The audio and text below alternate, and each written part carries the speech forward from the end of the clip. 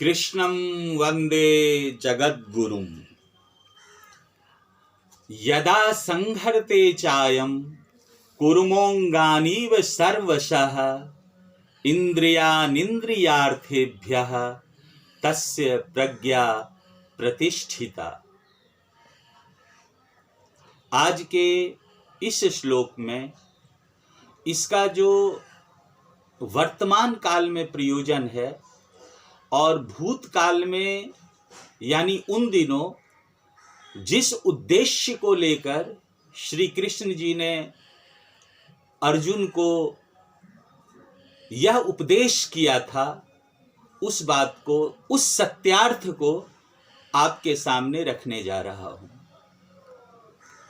अभी 10वीं और 12वीं के छात्र छात्राओं की बोर्ड परीक्षा होनी है, उनके लिए, और जो किसी भी तरह की परीक्षा देते हैं या यूजीसी यूपीएससी की तैयारी करते हैं, वे लोग अपने कर्म में मन को कैसे लगाएं तथा गृहस्थ लोग, आर्मी लोग, सैनिक लोग, पुलिस लोग, ये लोग अपने अपने कर्मों में कैसे मन को एकाग्र करें, इस बात की शिक्षा इस श्लोक में दी गई है।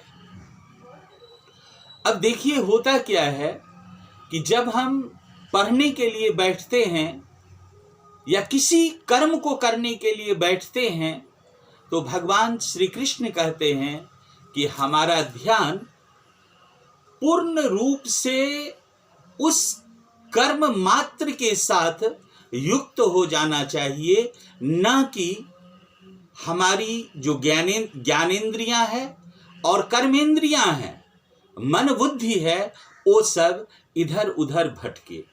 उदाहरण के लिए मान लो कि हम मैथ की पढ़ाई कर रहे हैं, गणित की पढ़ाई कर रहे हैं या विज्ञान की, साइंस की पढ़ाई कर रहे हैं, तो मैथ की पढ़ाई के समय अपने मन को केवल गणित विषय के साथ युक्त कर दें, मैथ के साथ युक्त कर दें, अन्य विषयों को उस समय ध्यान से हटा लें।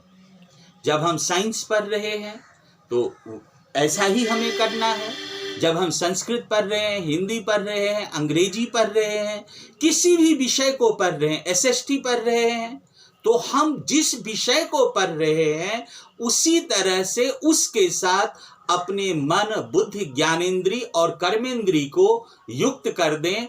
तब क्या होगा, तब जो हमारी बुद्धि होगी वो, ये जैसे इस श्लोक में कहा गया है कि तस्य प्रज्ञा प्रतिष्ठिता, उसकी जो बुद्धि होती है, यानी जिस चीज को वो समझना, जानना या करना चाहता है, वो बहुत अच्छी तरह से आपके हृदय में, आपके मस्तिष्क में आकर के बैठ जाता है। कछुए से उदाहरण दिया गया है, जैसे कछुआ अपने शरीर को, शरीर के अंगों को, उसका सिर है, उसके पैर है, सब कुछ को वो अपने अंदर समेट लेता है। हम लोगों ने बचपन में खूब देखा है, हमारे घर के सामने एक बहुत बड़ा तालाब हुआ करता था, तो कछुआ निकल करके आंगन आ जाता था, हम सब खेलते थे। जैसे वो चलने लगा, उसको छू दिए तो उसके सभी अंग उसके अंदर आ जाते थे।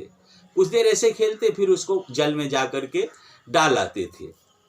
तो जिस तरह से कछुआ अपने सभी अंगों को अपने अंदर समेट लेता है, उसी तरह से जब हम परीक्षा इत्यादि की तैयारी करते हैं, उस समय अपने मन मस्तिष्क को केवल उस विषय से युक्त करें, अपने इंद्रियों को, क्योंकि हम इंद्रियार्थेभ्यः इंद्रियाणि, इंद्रियों के लिए ही इंद्री। ऐसा नहीं है कि हम अपने इंद्रियों को पूरी तरह से निश्चेष्ट कर देंगे।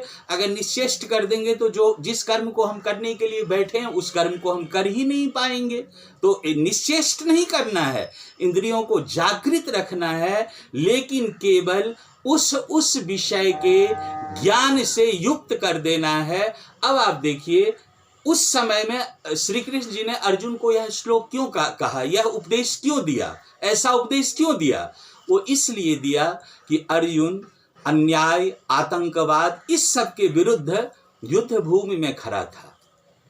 अब कोई आतंकवादी को मारने के लिए कोई सैनिक खड़ा हो और उस समय वो सोचे कि इसको गोली लगेगी, इसके शरीर से खून बहेगा या हिंसा होगी, तो क्या अनर्थ हो जाएगा, पूरे धरती पर आतंकवाद का साम्राज्य हो जाएगा।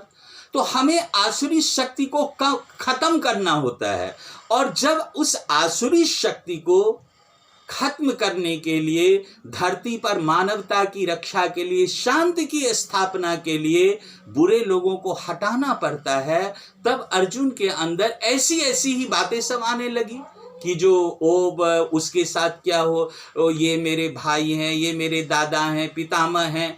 तो अब ज्ञान क्या था कि युद्ध के कर्म में अपने को देखना, एकमात्र कर्म में अपने को देखना, चारों ओर से जो बातें इधर मस्तिष्क इधर की तरफ लेकर के उधर की तरफ सब कुछ को हटा करके केवल इन अन्यायी अत्याचारी दुराचारियों का खात्मा करना है, इसकी तरफ देखना। लेकिन उसका ज्ञान भटक रहा था, उसका मन भटक रहा था, संन्यास के तरफ जा रहा था, भीख मांगकर जीवन गुजारने की तरफ जा रहा था। तो श्री कृष्ण जी ने कहा, जब हम कर्म मार्ग में होते हैं तो हमें अपने मस्तिष्क को, ध्यान को केवल उस कर्म के साथ युक्त कर लेना चाहिए जिस कर्म में हम लगे हों।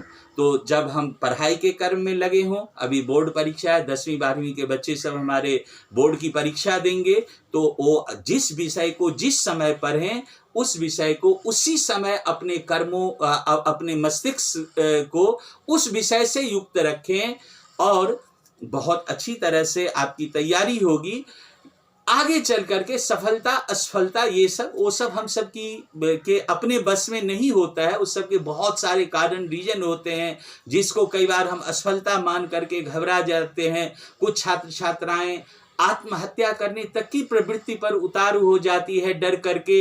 इस सब तरह का काम हमें नहीं करना है, हमें एकाग्र चित्त होकर के पढ़ाई करनी है, उस विषय के प्रति केवल मन लगाना है। और जब हम ऐसा करेंगे तो हम बहुत अच्छी तरह से सफलता को प्राप्त करेंगे। तो आज के इस श्लोक में इतना ही। आगे पुनः कोई श्लोक लेकर के आऊँगा कि गीता के श्लोकों का आज के समय क्या प्रयोजन है। मेरा जो प्रयास है सिर्फ इतना ही है कि हम इतनी महान पुस्तक जब हमारे पास है तो हम उसका लाभ क्यों नहीं उठा पा रहे हैं, हम भारतीय लाभ उसका क्यों नहीं उठा पा रहे हैं। तो हम देश के लोग इस पुस्तक का लाभ अपने कर्म में उठाए।